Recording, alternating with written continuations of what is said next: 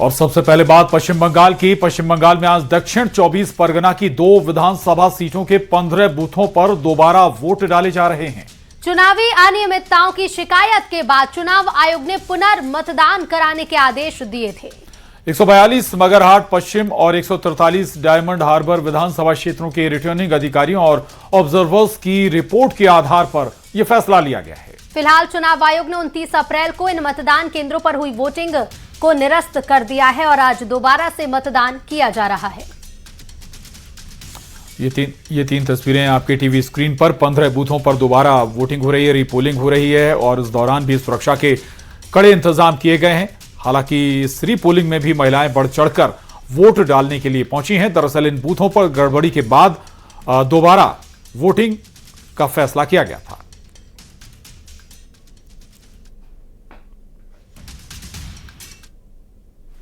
जिन्होंने 8 बार पार्लियामेंट में 4 बार असेंबली में लड़ा, उन्होंने इस तरीके से अनएथिकल ड्रामाबाजी किया। इसका कोई आधार नहीं है, झूठा बात है, पूरा झूठा बात। ये हो ही नहीं सकता। बंगाल में कृपा कर बे शांति विराज करे, सब अच्छा रहे। चुनाव हो गया है, काउंटिंग में सब लोग को आना चाहिए। जनता जिसको जनादेश दे दिया उसको स्वीकार कर लेना चाहिए। बंगाल बर्बाद हो गया है 15 साल। पश्चिम बंगाल के फाल्टा विधानसभा क्षेत्र में बवाल हुआ है। बीजेपी समर्थकों ने टीएमसी पर धमकाने के आरोप लगाए हैं। टीएमसी के प्रधान ने लोगों को धमकाया है, ये कहना है बीजेपी का। और महिलाओं के साथ बदसलूकी का भी आरोप लगाया गया है। बवाल हुआ जिसके बाद अब इलाके में सुरक्षा व्यवस्था भी बढ़ा दी गई है। बीजेपी समर्थकों ने आरोप लगाए हैं। टीएमसी के प्रधान ने लोगों को धमकाया, ये कहना है बीजेपी समर्थकों का। और महिलाओं के साथ बदसलूकी के आरोप भी लगाए। बवाल काफी ज्यादा हुआ जिसके बाद अब सुरक्षा व्यवस्था बढ़ाई गई है।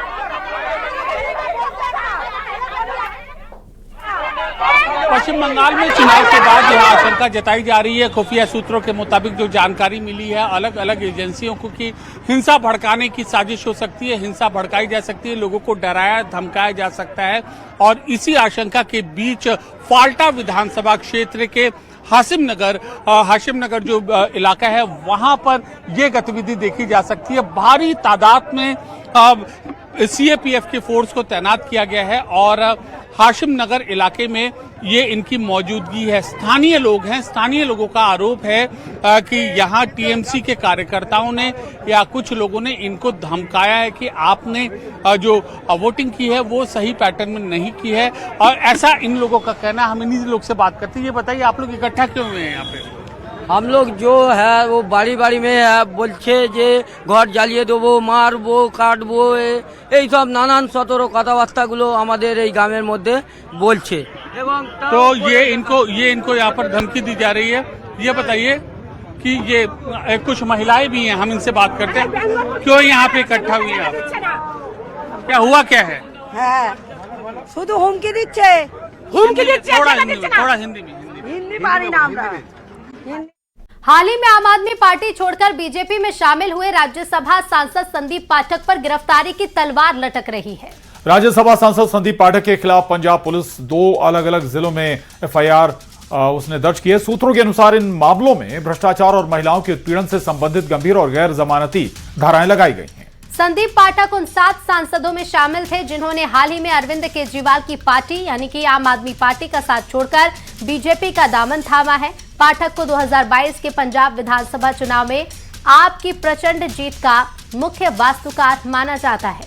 संदीप पाठक के खिलाफ पुलिस की यह कार्रवाई पंजाब विधानसभा में आम आदमी पार्टी सरकार की तरफ से विश्वास मत जीतने के ठीक एक दिन बाद सामने आई। उधर संदीप पाठक ने खुद पर लगे आरोपों को सिरे से खारिज करते हुए ने राजनीति से प्रेरित बताया। आपको बता दें संदीप पाठक छत्तीसगढ़ से ताल्लुक रखते हैं। इस वक्त मेरी मौजूदगी है राज्यसभा सांसद संदीप पाठक के घर के बाहर और पहले मैं आपको ताज़ा तस्वीरें दिखा दूं। आप देखेंगे उनके घर के ठीक बाहर बैरिकेड लगा दिए गए, बैरिकेडिंग कर दी गई है। बैरिकेड के उस तरफ पुलिस कर्मियों की मौजूदगी है और बैरिकेड के इस तरफ तमाम मीडिया कर्मी मौजूद हैं।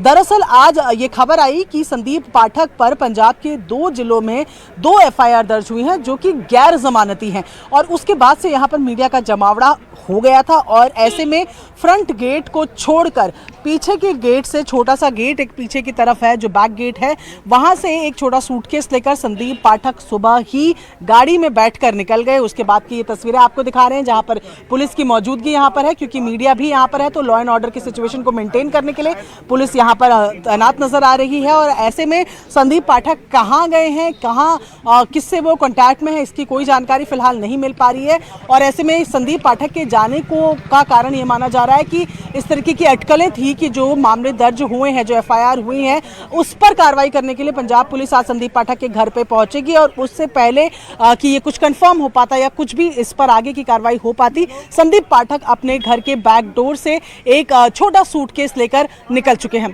कैमरा पर्सन जयपाल रावत के साथ प्रियंका कांडपाल, न्यूज़ 18 इंडिया, दिल्ली। और इधर बीजेपी ने आरोप लगाया है कि भगवंत मान की सरकार विधानसभा में घिर गई है, इसलिए ध्यान भटकाने के लिए संदीप पाठक के खिलाफ एफआईआर की गई है।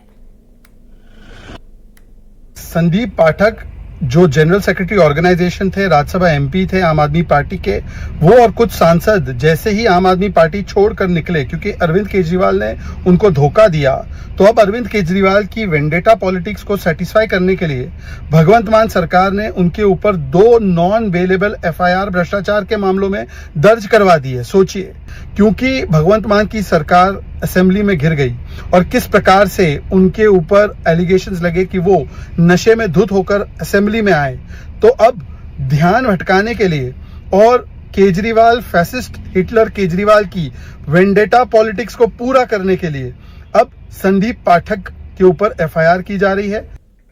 और अब देश भर में आपदा अलर्ट और मेगा मॉक ड्रिल की बात करेंगे। देश में आज करोड़ों मोबाइल सुबह करीब 11:42 पर अचानक बजने लगे।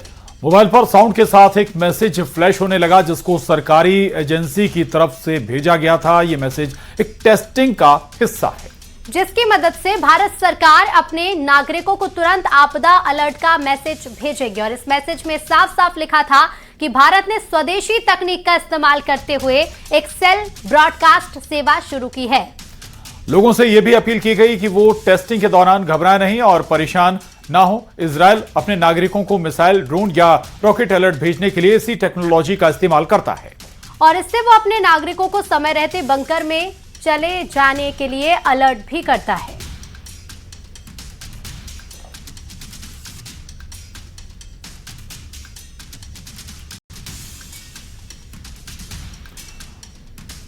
तो दरअसल ये मैसेज सभी के मोबाइलों पर आज फ्लैश हुआ और इस मैसेज के जरिए सरकार की कोशिश है कभी भी कोई आपदा आए तो इसके जरिए एक एक नागरिक को अलर्ट किया जा सके।